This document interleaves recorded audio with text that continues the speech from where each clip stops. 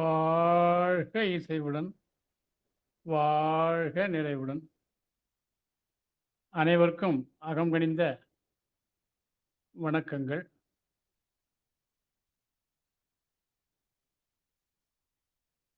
இருக்கிறதும், இல்லையும் என்பது குறித்து சிந்திக்க இருக்கின்றோம். நிற்பதுவும், நடப்பதுவும், பறப்பதுவும் சொற்பனமே. நிற்பதுவும், நடப்பதுவும், பறப்பதுவும் சொற்பனமே. தோற்ற மயக்கங்களே. கற்பதுவும், கேட்பதுவும், கருதுவதும், மறப்பதுவும் மாயைகளே. ஆழ்ந்த பொருளுடைய மாயைகளே. எது? கற்பதுவும், கேட்பதுவும், கருதுவதும், மறப்பதுவும் மாயைகளே. ஆழ்ந்த பொருளுடைய மாயைகளே. வானகமும், இளவெயிலும், மரச்செறிவும், கானல் நீரே. வெறும் காட்சி பிழைகளே. போனதெல்லாம் கனவினைப் போல் புதைந்தழிந்தே போனதனால். போனதெல்லாம் கனவினைப் போல் புதைந்தழிந்தே போனதனால். நாமும் கனவே. இந்த உலகமும் நீண்ட கனவே. நாமும் கனவே. இந்த உலகமும் நீண்ட கனவே. காலமென்றே ஒரு நினைவும், காட்சி என்றே பல நினைவும் பொய்களே. காலமென்றே ஒரு நினைவும், காட்சி என்றே பல நினைவும் பொய்களே. இங்கு குணங்களும் பொய்களே. இருக்கிறது என்பதும் இல்லை.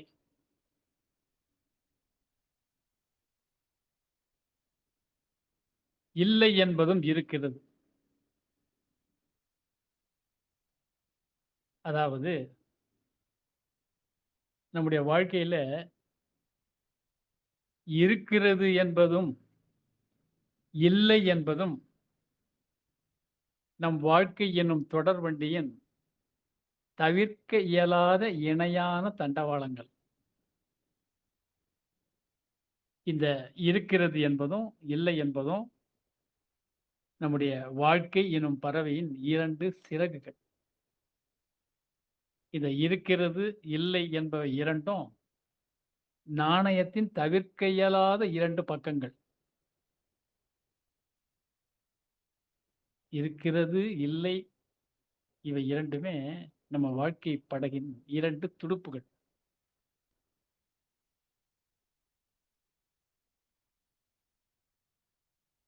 ஆகவே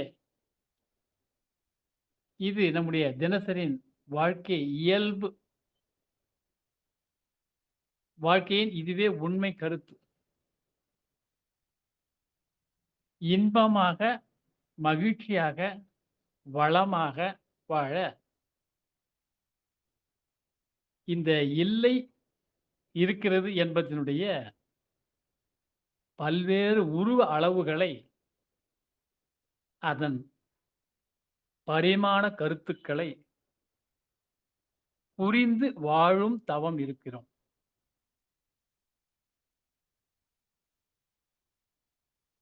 நம்முடைய ஒவ்வொரு வாரந்தோறும் ஞாயிறுதோறும் பேசுகின்ற நம்முடைய சிந்தனையிலே இந்த வார்த்தையை தவறாமல் நாம பயன்படுத்துகிறோம் என்பதை அனைவரும் நினைவில் நிறுத்திக் கொண்டால், அதுவே இந்த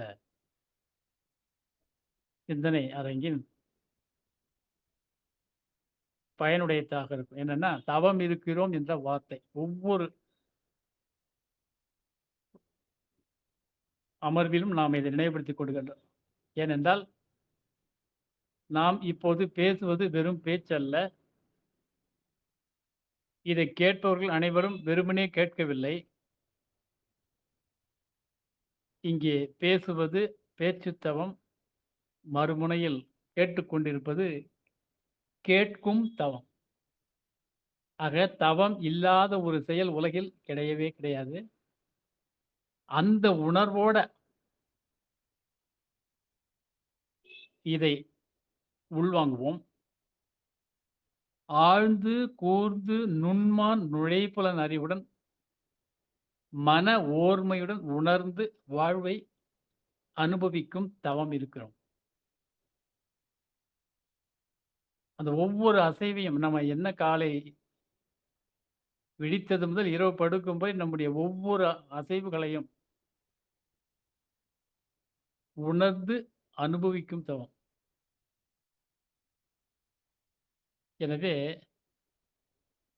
இருக்கிறதும் இருக்கிறது, இல்லையும் இருக்கிறது.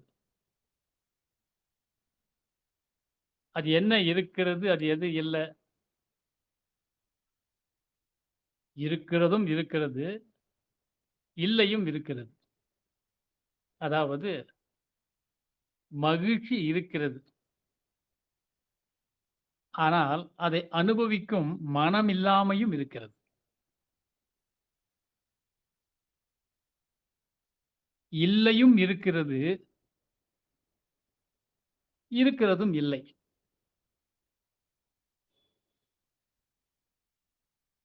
எது இல்லை?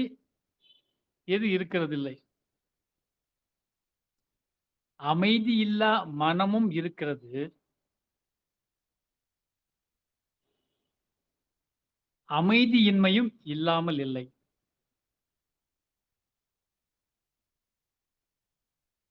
இல்லை என்ற ஒன்று இல்லை. இல்லை என்ற ஒன்று இல்லை. இருக்கிறது என்ற ஒன்றும் இல்லை. அதாவது எப்போதுமே இல்லை என்று ஒன்று இல்லவே இல்லை. எப்போதுமே இருக்கிறது என்ற ஒன்றும் இல்லை. இல்லையும் இல்லாமல் இல்லை. இருப்பதும் இல்லாமல் இல்லை. இல்லையும் இல்லாமல் இல்லை. இருப்பதும் இல்லாமல் இல்லை. இல்லையும் இல்லாமல் இருக்கிறது. இருக்கிறதும் இல்லாமல் இருக்கிறது.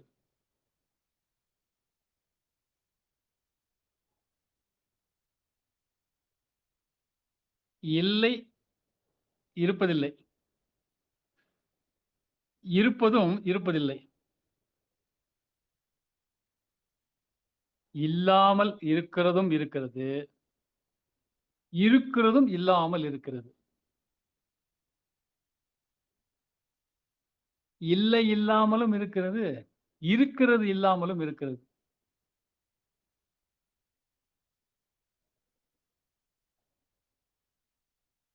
இதை சற்று வேறு கோணத்தில இப்ப பார்ப்போம்.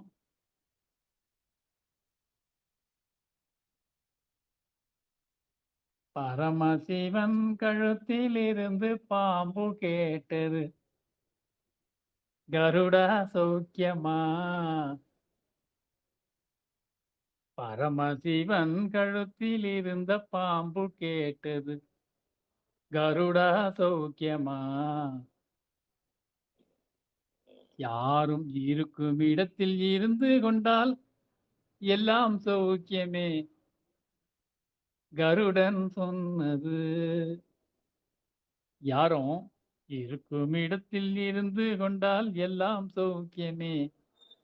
கருடன் சொன்னது. அதில் அர்த்தம் உள்ளது. அதில் அர்த்தம் உள்ளது. என்ன அர்த்தம் உள்ளது?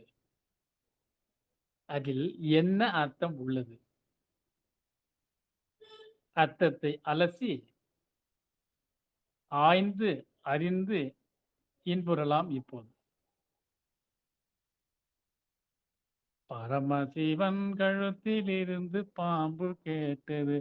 கருடா சௌக்கியமா? யாரும் இருக்கும் இடத்தில் இருந்து கொண்டால் எல்லாம் சௌக்கியமே.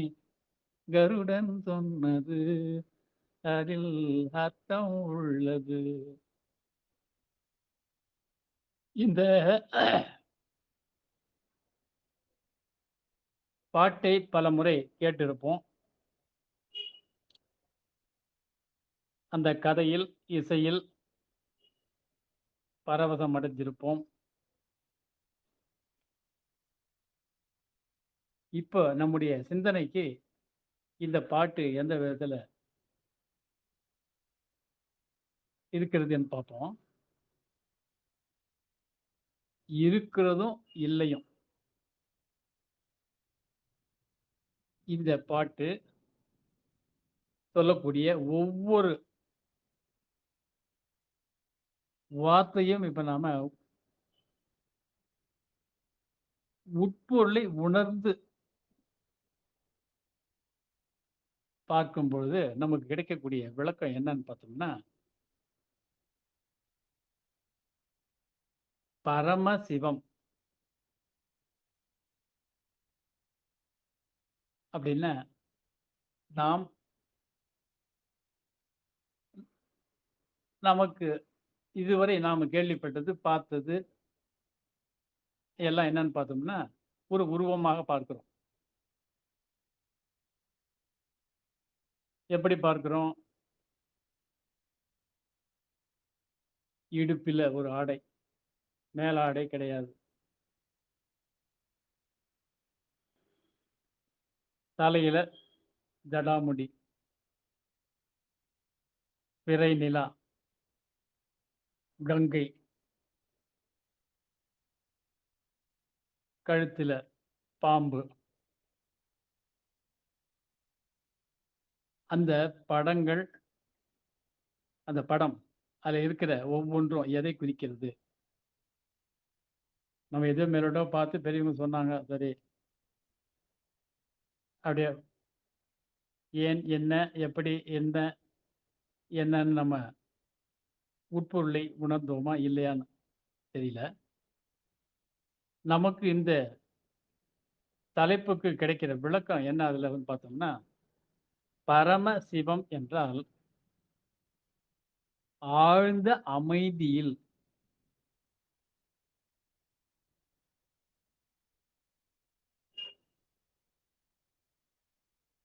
அகத்தில் ஆழ்ந்த அமைதியில். இந்த பாட்ட கண்களை மூடி ஆழ்ந்த அமைதியில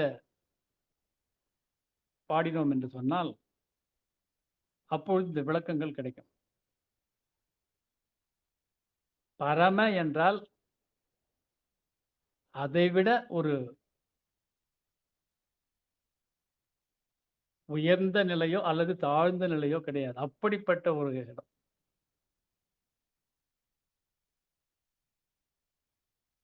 சிவம் என்றால் அமைதின்னு அர்த்தம். சிவன் கிடையாது. நாம இப்ப இங்க குறிப்பிடுறது அந்த ஓர் எழுத்தினுடைய மாற்றம் தான் இந்த உலகத்துல இவ்வளவு பெரிய மாற்றங்கள். இவ்வளவு பெரிய கருத்து வேறுபாடல்கள், மோதல்கள், மதங்கள் எல்லாமே கதைகள் அந்த ஒரு எழுத்து தாங்க.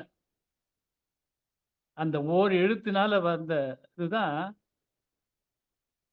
அதனுடைய கிளைகள் தான் இந்த எல்லாம். என்னது 14 புராணங்கள்,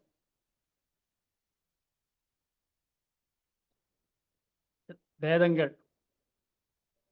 இன்னும் நமக்கு என்னெல்லாம் நெறைய பேர் ஆண்டோர்கள்லாம் நெறைய குடுத்துட்டு போயிருக்காங்க. எல்லாத்துக்கும் காரணம் இருக்கு. எதையும் நாம் இங்க குறை கூறவில்லை. யாரையும் நாம கருத்து சொல்லவில்லை. அந்த ஓர் எழுத்தினுடைய மாற்றத்தினால் இவ்வளவும் விளைந்திருப்பது என்பதை புரிந்து கொள்வதற்காக. ஆனா அதெல்லாம் எந்தெந்த காலகட்டத்தில யார் யார் எப்பப்ப வந்தது என்ன அப்படின்னு அதெல்லாம் ஆராய்ச்சி அது தனியா அதெல்லாம் நெறைய வேற நேரம் கிடைக்கும்போது பார்ப்போம். ஆக இந்த பாட்டுல அந்த அது பரமசிவன் அப்படின்னு இல்லாம பரமசிவம். அந்த பாட்டுல வந்து பரமசிவன்னு வரும். இப்ப நம்ம இங்க பரமசிவம்னு எடுத்துக்கிறோம். சிவம் என்றால் அமைதி.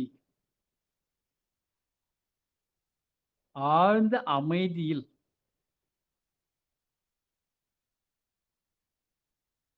பரமசிவன் என்றால் ஆழ்ந்த அமைதியில்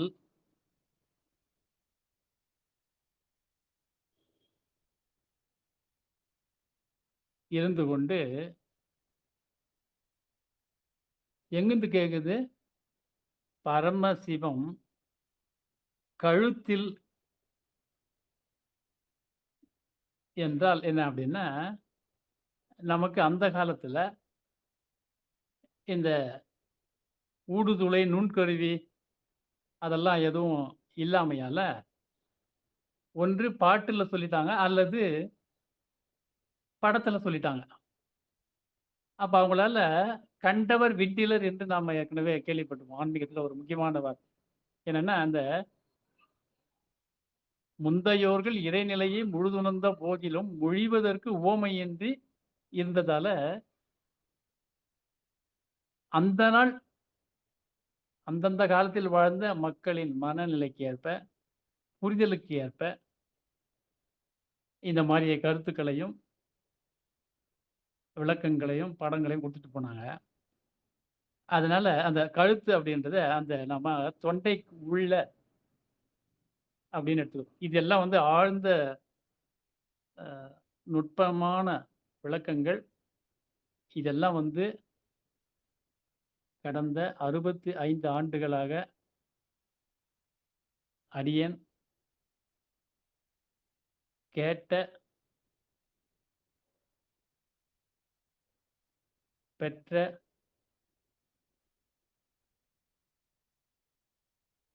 செய்திகள், பயிற்சிகள், நுட்பங்கள் இது எல்லாமும் அடங்கிய ஒரு விடயங்கள். அதனால இது ஏதாச்சும் நமக்கு ஐயங்கள் இருந்தால் இந்த நிகழ்ச்சிக்கு பிறகு ஐயம் பெறலாம். அல்லது பிறிதொரு நேரத்திலும் மற்றொரு வகுப்பிலும் பார்க்கலாம். எப்ப வேணா அதுக்கு நாம அதனால ஆழ்ந்து கவனித்தால் நல்லா புரியும். பரமசிவம் என்றால் ஆழ்ந்த அமைதியில் தொண்டைக்குள்ள இந்த பாம்பு கேட்டது அப்படின்றது என்னன்னா, மக்களுக்கு புரியறதுக்காக அந்த பாம்பு உருவம் காட்டுனாங்க. அந்த பாம்பு எதை குறிக்கும் அப்படின்னா, ஆன்மீகத்துல நம்ம மூச்சு காற்றை குறிப்பது தான் பாம்பு. இந்த மூச்சு காற்று இயங்கும்போது, நம்ம உடம்புக்கு உள்ள உச்சி முதல் உள்ளங்கால் வரை உயிர் சக்தி தொடர்ந்து ஓடிக்கொண்டே இருக்கிறது. அதை ஏன் நாம உணர முடியல அப்படின்னா, ஒளியை விட வேகமாக ஒ போய் கொண்டிருக்கு. எவ்வளோ வேகத்திலன்னு பார்த்தோம்னா, 3,00,000 கிலோமீட்டர் வேகத்தில பயணிக்குதுங்க. அதனால அத நம்ம உணர முடியல.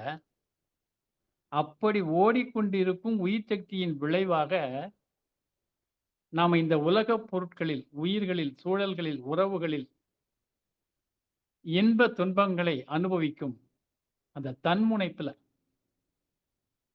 இந்த தன்முனைப்புன்னா என்ன? உண்மைய உணராம அந்த உயிர் சக்தியானது ஓடும்போது, மெய், வாய், கண், மூக்கு, செவிகளினால் தடுக்கப்படுகிறது. இந்த நுட்பத்தை புரிந்து கொள்ள வேண்டும். அந்த தடுக்கிறத தான் சுவையாக, ஒளியாக, ஒலியாக, மணமாக, உணர்ச்சியாக நாம பெறுகிறோம். எதன் மூலம் பெறுகிறோம் என்றால், இந்த மனம் தான் நமக்கு சொல்லுது. கண்ணு பாக்குதே ஒழிய, கண்ணுக்கு நான் பார்க்கிறேன்னு கண்ணுக்கு தெரியாது. நாக்கு டேஸ்ட் பண்றோம். ஆனா நாக்குக்கு தெரியாது தான் டேஸ்ட் பண்றேன்னு. அந்த நாக்குல வெளிப்படுகிற அந்த உணர்வா எதுன்னா, அதுக்கு பேர் தான் மனம். அந்த மனம் ஒரு வகையில இல்லாம, அந்த 5 வகையில செயல்படுது. எதன் மூலமா? 5 புலன்களின் உயிரினாற்றல் அழிவதையே இன்பம் என உணர் மயக்கம். சிந்தனையில் உயருங்கால் நம்முடைய இந்த உயிர்காந்தம் செலவாகத்த தான் நம்ம என்ன நெனச்சுன்னுக்குறோம்? ஆ சுவையா இருக்கு. ஆ என்ன பாட்டு, என்ன பாட்டு. ஆ கண்கொள்ளா காட்சி. ஆ என்ன மணமா இருக்கு தெரியுங்களா? ஆ தென்றல். என்னம்மா இருக்கு? இதெல்லாம் சொல்றது யாரு? அதுதான் மனம். அந்த மனம் தான் கேட்குதா, என்னன்னு? கருடா. அந்த கருடான்னா யார கேட்குது அப்டின்னா, கருடன்னா பொருள், புகழ், புலன் இன்பங்களிலேயே தூண்டப்படும் இயல்பான வாழ்க்கை. சாதாரணமா நம்ம என்ன பண்றோம்? காலையில எழுந்துக்கிறோம், சாப்பிடுறோம், போறோம், வர்றோம், வேலை செய்றோம். ஏதோ ஒண்ணு பார்க்குறோம், பேசுறோம், எதையோ பேசுறோம்.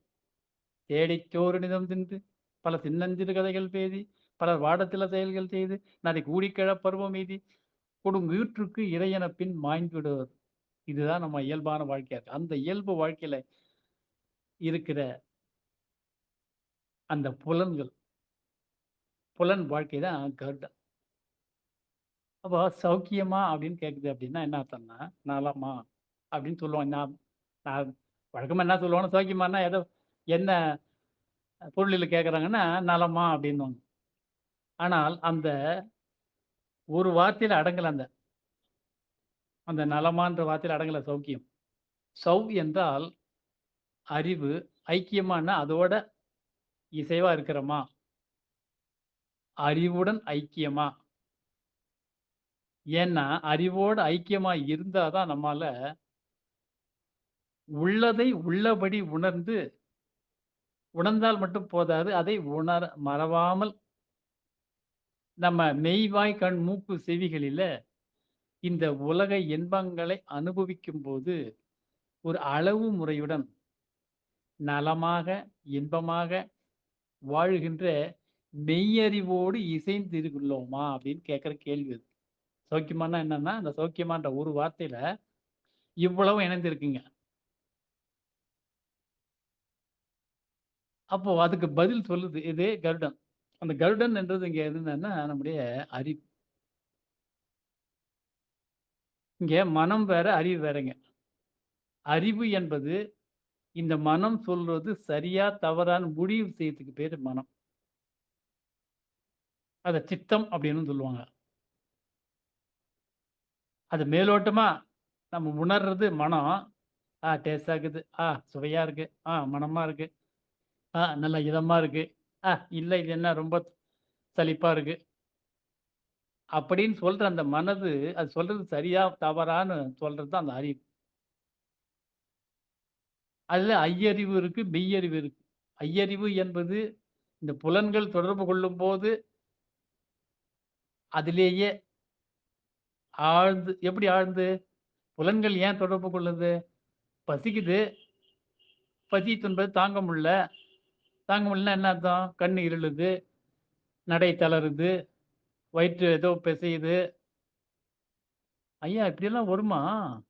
இதெல்லாம் நமக்கு வந்ததே இல்லையே! அப்படின்னு நெறைய பேர் இப்போ சந்தேகமா இருக்கும். ஓ! பசின்னா இப்படிலாம் இருக்குமா? இது உணராமயே நம்ம சாப்பிட்டுட்டு இருக்கிறோம். அந்த பசி துன்பத்திலிருந்து விடுபடுவதற்காக சாப்பிட்ட சாப்பாடு கொடுத்த சுகத்த, இன்பத்தை அனுபவித்து, அந்த பசியே இல்லாத போது கூட நம்ம சாப்பிடணும்னு நெனைக்கிறோம் பாருங்க. அந்த மாதிரி சாப்பிட்டு கொண்டு, அந்த மாரி கேட்டுக்கொண்டு, அந்த மாரி நுகர்ந்து கொண்டு, அந்த மாரி அல்லது ஒவ்வொருத்தருக்கும் ஒவ்வொரு வகையில விருப்பம் இருக்கும். அந்த மாரியெல்லாம் இருக்கக்கூடிய அந்த நிலையிலிருந்து நாம இந்த இருக்கிறதையும், இல்லதையும் எது இருக்கிறது, எது இல்லை என்பதை உணரும்போது, வாழ்க்கை இன்பமாக இருக்கும். அப்போ கருடன் சொன்னது, "யாரும் இருக்கும் இடத்தில் இருந்து கொண்டால் எல்லாம்" அந்த "யாரும்" அப்படின்னு ஒரு வார்த்தை இருக்கு இல்லையா? அந்த "யாரும்" அப்படின்னா என்னன்னா, இந்த உலகத்தில் பிறந்த ஒவ்வொருவரும் இருக்கும் இடத்தில் அப்படின்னா என்ன? அப்படின்னு இது கொஞ்சம் நீண்டாம விளக்கமா வரும். பொறுமையாக கேட்கும்பொழுது, அதனுடைய உட்பொருள் உணர்ந்து, அது நம்ம வாழ்க்கையில எந்த அளவுக்கு பயன் உடையதா இருக்கும் என்பதை கவனிக்கணும். இருக்கும் இடத்தில் அப்படின்னா என்ன அப்படி பார்த்தோம்னா, அந்த மேல என்ன சொன்னாங்க? கருடான்னு சொன்னாங்க. இல்லைங்களா?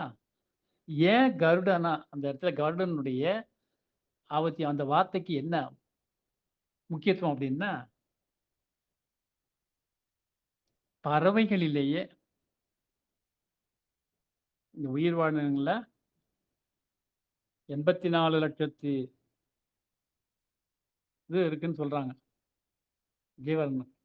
அதில பல வகையான பறவைகள். இது எல்லா பறவைகள விட அதிகபட்சமான வாழ்நாள் யாருக்குன்னு பார்த்தீங்கன்னா, ராஜாளி அப்படின்றது ஒரு இனம். அது 70 வயது முதல்ல பிறக்கும்போதே அதுக்கு நிச்சயம் கிடையாதுங்க. அழகான தோற்றத்துடன் விண்ணிலே பறந்து திரியும் அந்த ராஜாளி,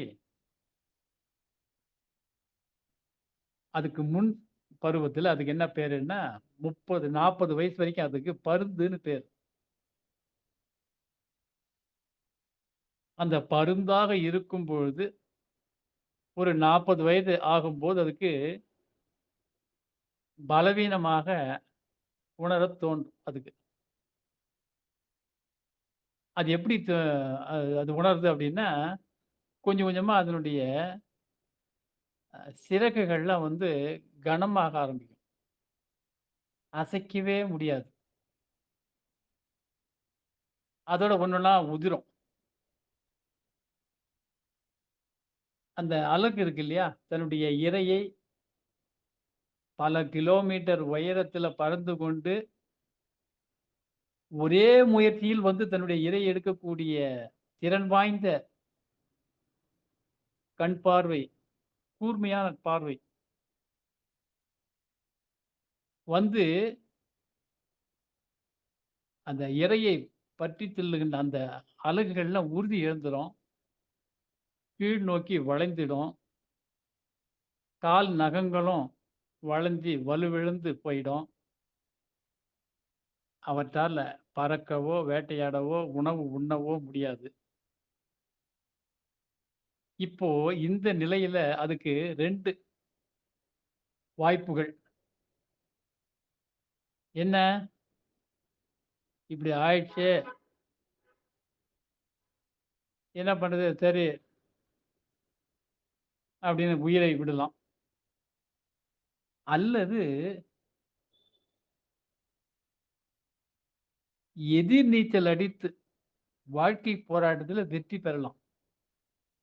அதைத்தான் வள்ளுவர் சொல்கிறார். "தெய்வத்தான் ஆகாதெனினும் முயற்சிதன் மெய்வருத்த கூலி தரும்."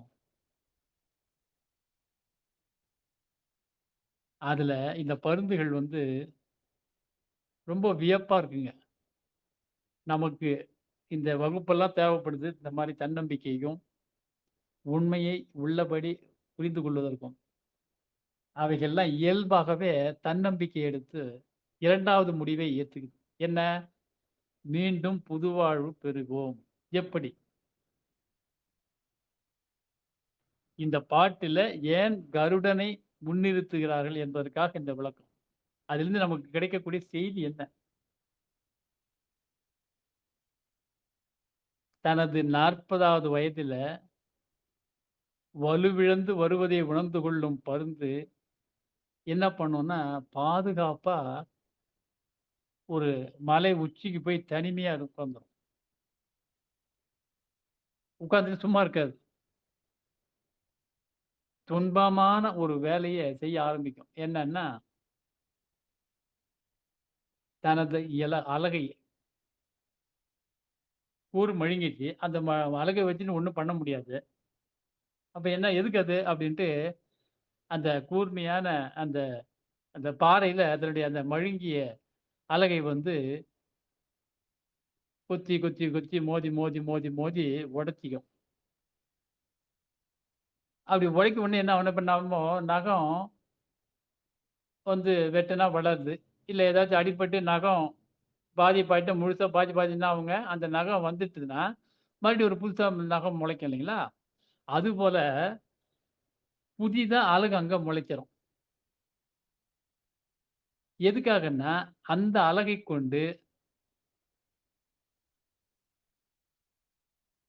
தனது இறக்கைகளை எல்லாம் முதல்ல பிச்சுக்கிடும். எடுத்துட்டு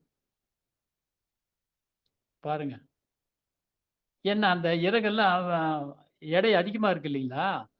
அத வச்சுட்டு மறுபடியும் நம்மால பறக்க முடியாது. ஏன்னா, அது எல்லாவற்றுக்குமே ஒரு வாழ்நாள் முதுமைன்னு ஒண்ணு இருக்கு இல்லையா?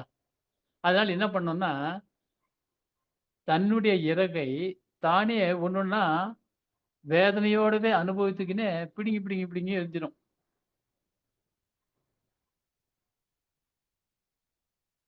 அதன் பிறகு தன்னுடைய நகங்களால கீறி, கீறி அந்த இதுவெல்லாம் மொத்தம் பிடுங்கி எறிஞ்சிரும். இதெல்லாம் நம்ம ஏதோ கொஞ்ச நேரத்துல சொல்லி முடிச்சுட்டோம். இப்போ கொஞ்ச நேரத்துல இந்த மாரி முடியறதில்ல. 5 மாதங்கள் இது தொடரும். இந்த தாங்கொணாத வேதனையை அனுபவித்துக் கொண்டே தன் அலகையும், நகங்களையும், இறக்கைகளையும் களைகின்றன. இவ்வாறு மிக வேதனையான நோவினை தரக்கூடிய செயலை செய்துவிட்டு என்ன பண்ணும்? உணவும் கிடையாது, நீரும் கிடையாது. அந்த தனிமை தவத்திலேயே சுமார் 5 மாதங்கள் கழிக்கும். என்ன ஆச்சரியம் பாருங்க! சாகக் கிடந்த அந்த பருந்து மீண்டும் புத்துயிர் பெற்று அழகா காட்சியளிக்கும். அதற்கு தான் இப்போ ராஜாளி என்று பெயர். பருந்து இப்போது ராஜாளி ஆகிவிட்டது. அதற்கு புது இறகுகளும், புது நகங்களும், அலகும் முளைத்திருக்கும். இப்போது அந்த பருந்து இன்னும் 40 வருடங்கள், 30 வருடங்கள். ஏற்கனவே 40 போயிடுச்சு. 30 வருடங்களுக்கு எங்க மேகங்களுக்கு மேல கூட எவ்வளவு உயரம் வேணா போயிடும். உயிர் வாழும் ஆற்றலை பெறுகிறது. 5 மாதங்கள் உண்ணல், பருகல் ஏதுமின்றி வேதனையை அனுபவித்துக் கொண்டு பொறுமையாக இருந்த பருந்து பார்ப்பதற்கு வசீகரிக்கும் தோற்றம் கொண்டவை. கூர்மையான அலகையும், சிறந்த கேள்விப் புலனையும், அபார பார்வையாற்றலுடன், இரு காந்த கண்களையும் எவ்வளவுதான் உயரத்தில் பறந்தாலும் அங்கிருந்தே தரையில் இருக்கும் தன் இரையை உன்னிப்பாக கவனித்துவிடும். தரையில் மட்டுமல்ல, நீர்நிலைகளில் இருக்கும் மீன்களையும் அவைகள் நோட்டமிட்டுக் கொண்டே இருக்கும். வானில் வட்டமிடுவதை பார்க்கலாம். அந்த அளவிற்கு அவற்றின் பார்வையை மேம்படுத்திக் கொண்டு பேரழகான ராஜாளியாக 40ல இருந்து கூடுதலான 30 வருடங்கள் வாழும் நீண்ட ஆயுளை பெறுகிறது. அது சொல்லுது, "நான் வாழ்க்கையை மேலும் 30 ஆண்டுகள் வலிமையுடன், துணிமையுடன் நீடித்து வலம் வருகிறேன். 40 ஆண்டுகளில் முடிந்த வாழ்வை முயற்சியால் மேலும் 60 ஆண்டுகள் மேலும் 30 ஆண்டுகள் வாழும் என்னைப் போல இங்க தாங்க வருது நம்ம அந்த பாட்டினுடைய உட்பொருள். இப்போ இந்த மாரி தவம் இருந்தது இல்லையா? அந்த பொறுத்து, அதுக்கு தான் அந்த கருடா சௌக்கியமான்னு கேட்டதுக்கு காரணம் என்னன்னா, அந்த கருடனைப் போல தவம் இருக்கணும் நாம. என்ன தவம்? புருவ மத்திக்கு உள்ளே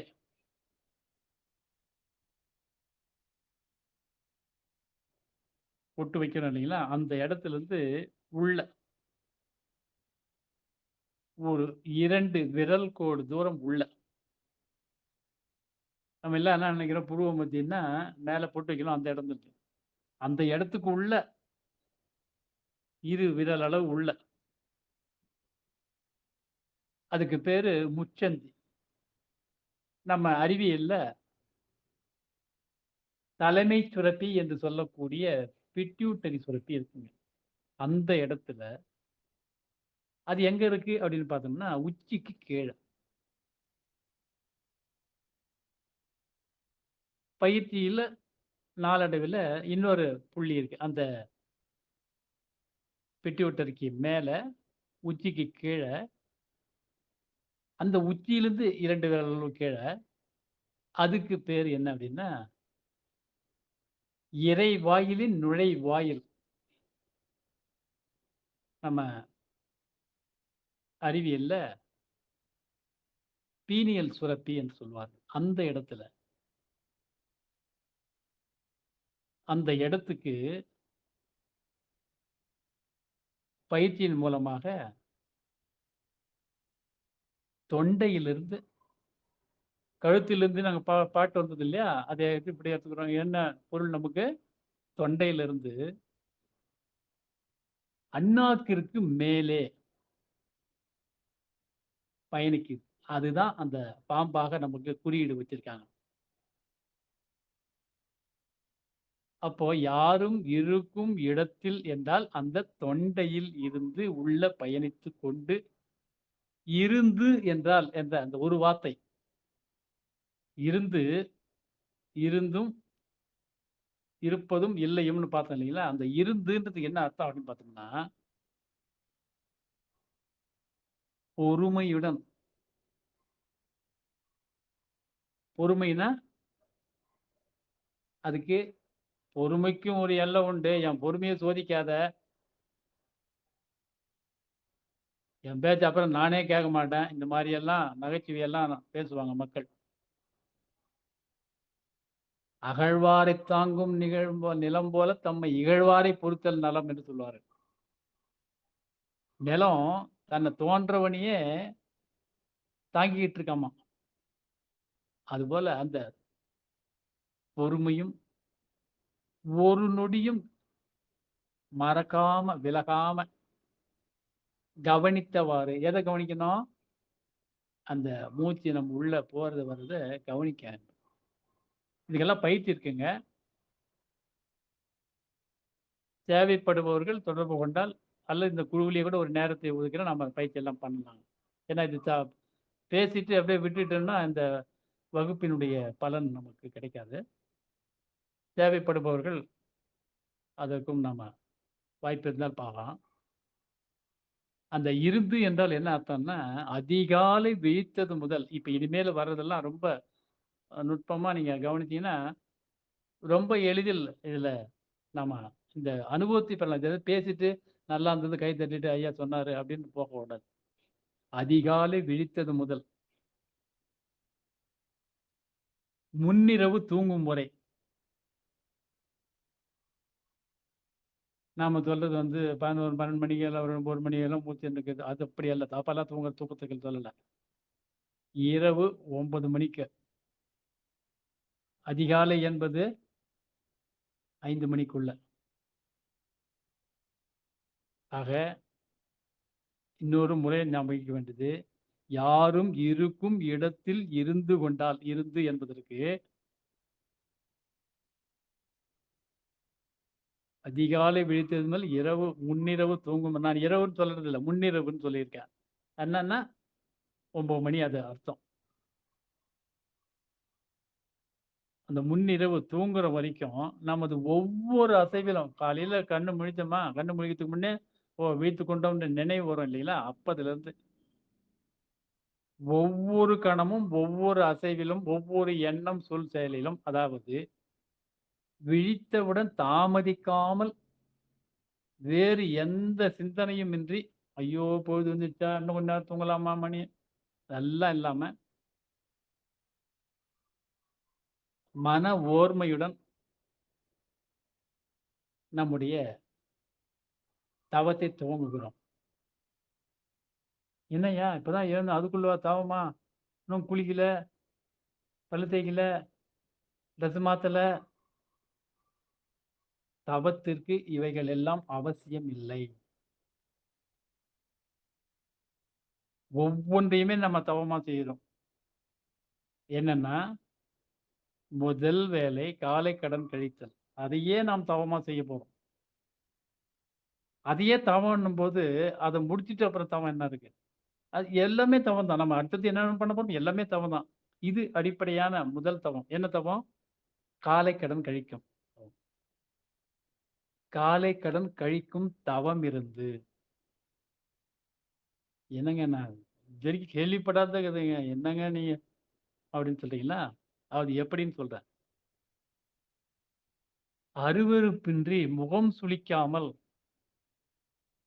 நாம் தக்கவரா, தகவிலாரா, நோயாளரா என்பதை எந்த ஆய்வுக்கூடமும் செல்லாமலே நமக்கு நாமே தன்னுடைய மலத்தை தானே பார்க்கின்ற அந்த தன்மலக் காட்சி. இதுதாங்க முதல் தரிசனம். எழுந்த உடனே வலது கைய பாருங்கன்னு சொல்லுவாங்க. பார்க்கலாம் நல்லது. அடுத்தது கழிவறைக்கு போன உடனே இதையும் பார்க்கணும். இது 2வது தரிசனம். தரிசனம்னா வேற ஒண்ணும் இல்ல. தன்னை காட்டல், தன்னை பார்த்தல். நம்ம கோயில்ல போயிட்டு பார்க்குறோம் தரிசனம் கிடைச்சா, கிடைச்சதுன்னுவோம். என்ன கிடைச்சது அப்டின்னா, நாமே தான் அந்த எதிரில எந்த சிலைய வழிபட்டோமோ, அந்த சிலையாக உருவம் எடுத்துக் கொள்ளுகிறோம். உருவம் எடுத்து பார்க்குறோம். வேற ஒண்ணும் இல்லைங்க. கடவுளை வணங்கும்போது கருத்தினை உற்றிப் பார்த்தால், கடவுளாய் கருத்தே நிற்கும் காட்சியைக் காணலாம். எப்படி ஒரு மோல்டுல நாம எந்த களிமண்ண போட்டாலும், எந்த அச்சுல போடுறோமோ, அந்த அச்சுல இருக்கிற உருவம் தான் கிடைக்கும். களிமண் ஒண்ணுதாங்க. ஆனா, எந்த அச்சுல போடுறோமோ, அந்த அச்சுக்கு அந்த களிமண்ணு உருவம் குடுத்துரும். அதுபோல நம்ம எந்த தெய்வத்தை எங்க போய் வணங்குனாலும், நம்மையே தான் அது அந்த உருவமா மாற்றிக் கொள்கிறோம். இதற்கு ஒரு உதாரணம் பார்த்தோம்னா, நம்ம எங்கேயாச்சும் ஒரு சாலையில ஒரு நெரிசலான இடத்துல நின்னுட்டுருக்கிறோம். யாருக்கோ காத்துன்ட்டுருக்கிறோம் அப்டின்னா, தூரம் யாராச்சும் வரும்போது பார்த்தோம்னா, நாம யார எதிர்பார்க்கிறோமோ, அவரே வந்து விட்டதாக நமக்கு தெரியும். அப்படியே கைய தூக்கிடுவோம். அவர் கிட்ட வரும்போது பார்த்தா வேற யாரும் டக்குன்னு அவர் ஐயோ! நம்ம கைய கீழ தொங்க போட்டுருவோம். ஏன்னா, அவர் தூரம் வர்றத பார்த்தும்போது, அவரு வர்ற மாரியே தெரிஞ்சது. இந்த இந்த பேருந்துக்கு நீண்ட நேரம் வெயிட் பண்றோம். காத்திருக்கோம். அவங்களுக்கும் ஒரு அனுபவம் கிடைச்சிருக்கும். ரொம்ப நேரம் நம்ம எதிர்பார்க்கிற பேருந்து வரலன்னா, கொஞ்ச நேரத்தில தூரம் ஏதோ ஒரு பஸ் வந்தா நமக்கு என்ன எண் வேணுமோ, அந்த எண் அந்த தடம் எண் அந்த அந்த பேருந்தே வர்ற மாரி ஒரு இதுல கிடைச்சிரும். பார்ப்போம். ரெடி ஆயிடுவோம். கிட்ட வந்தா ஏறலான்னு. பார்த்தா வேற பேருந்தா இருக்கும்.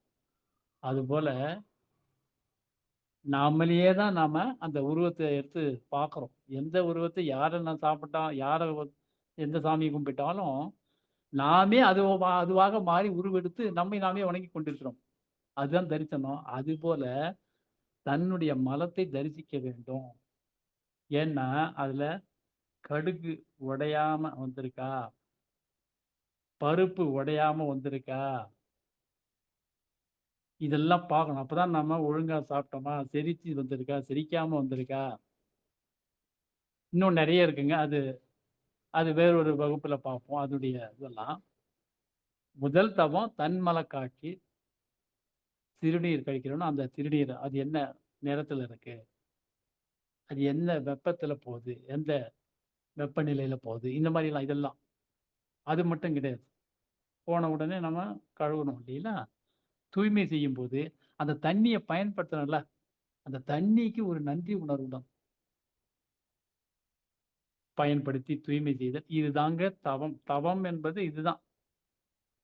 பல்ல தேய்க்கிறோம். பல்ல மட்டும் கிடையாது. பல்ல தேய்ச்சு பிரயோஜனம் இல்ல. அது பல்லை பிடித்துக் கொண்டிருக்கின்ற ஈறுகளை அழுந்த தேய்க்கணும். இதெல்லாம் தவம். இப்போ இப்ப பின்வருவன எல்லாமே தவங்க.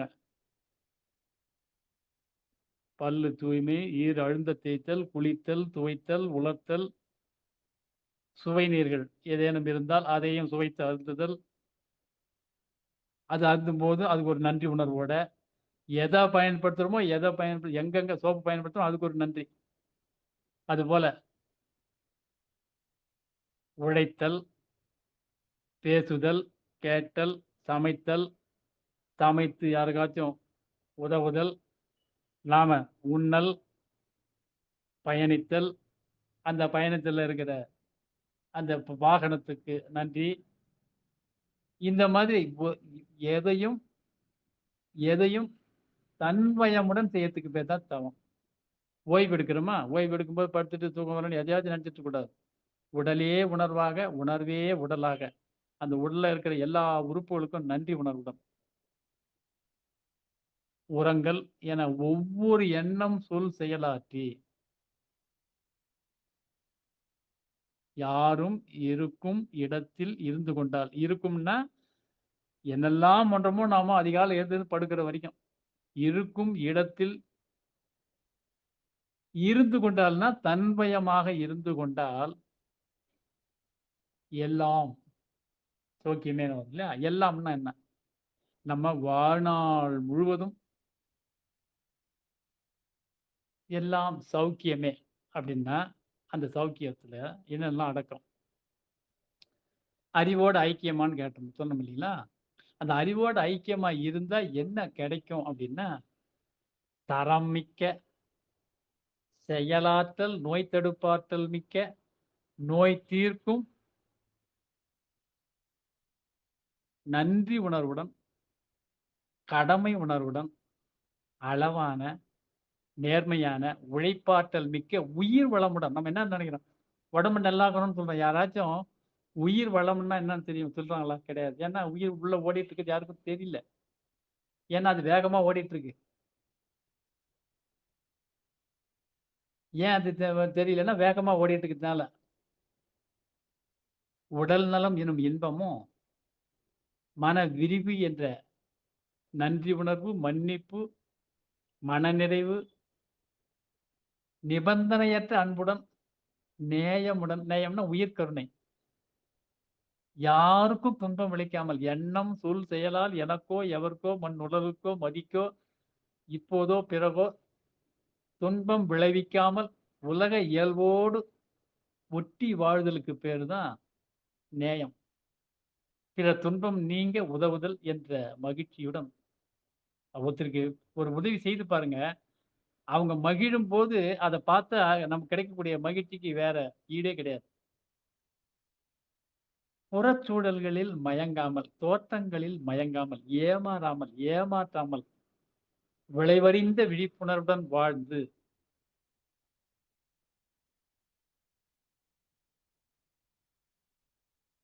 கருடன் சொன்னது என்றால், அறிவு சொன்னது என்ன?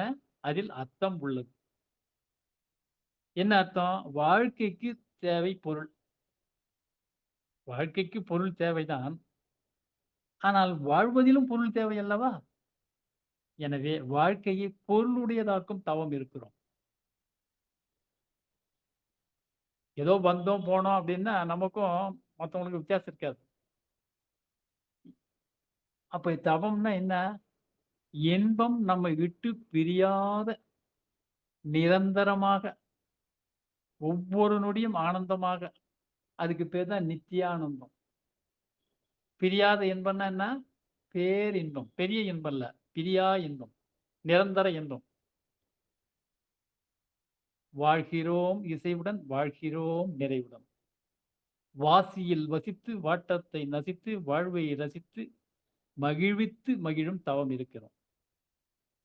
துன்பத்தை எதிர்கொள்ளும்போது சோர்வடைந்து விடாமல், பொறுமையுடன், முயற்சியுடன் செயலாற்றினால் வெற்றி நிச்சயம் என்பதே இந்த பருந்து சொன்னதற்கான உண்மையான விளக்கம். உயர்ந்த இடத்தில் இருக்கும்போது உலகம் நம்மை மதிக்கும்.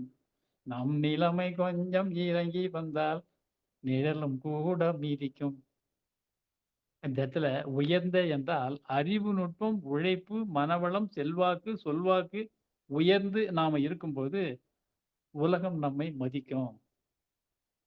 நம் நிலைமை கொஞ்சம் இறங்கி வந்தால் நிழலும் கூட மிதிக்கும். மதியாத தலைவாசல் மிதிக்காதே என்று மானமுள்ள மனிதருக்கு அவ்வை சொன்னது. அது அவ்வை சொன்னது அதில் அர்த்தம் உள்ளது.